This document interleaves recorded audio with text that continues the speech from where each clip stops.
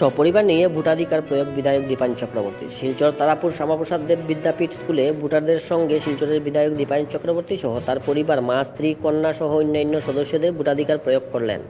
শুক্রবার সকালে ভোটদানের পর বিধায়ক বলেন, এবারের লোকসভা নির্বাচনই হচ্ছে নতুন ভারত গঠনের রূপকার বিশ্ববরেণ্য নেতা নরেন্দ্র মোদীকে তৃতীয়বারের মতো ভারতের প্রধানমন্ত্রীর দায়িত্বে বসানো। এই উদ্দেশ্য বিজেপি দলের শিলচর লোকসভার বিজেপি প্রার্থী পরিমল চক্রবর্তীকে ভোটাররা ভোটাধিকার প্রয়োগ করেছেন এবং তিনি বিপুল ভোটে জয়যুক্ত হবেন বলে আশাবাদী বিধায়ক। আগামী দিনে ভারতের উন্নতির জন্য বিজেপি সরকার আরও দ্রুতগতিতে কাজ করবেন বলে জানান বিধায়ক দীপায়ন চক্রবর্তী। আসাম প্রাইম নিউজ 24/7 ভয়েসে দীপজয় চক্রবর্তী।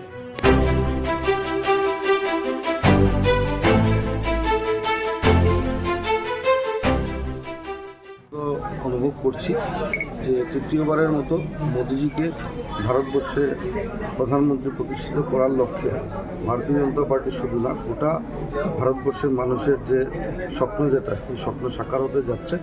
মূলত আমাদের ডেভেলপমেন্টের কথা চিন্তা করে গোটা ভারতবর্ষের মানুষের সাথে শিলচর বিধানসভার সমষ্টিত আর জাতি, ধর্ম, বর্ণ নির্বিশেষে সকলে ভারতীয় জনতা পার্টিকে ভোটদান করছেন।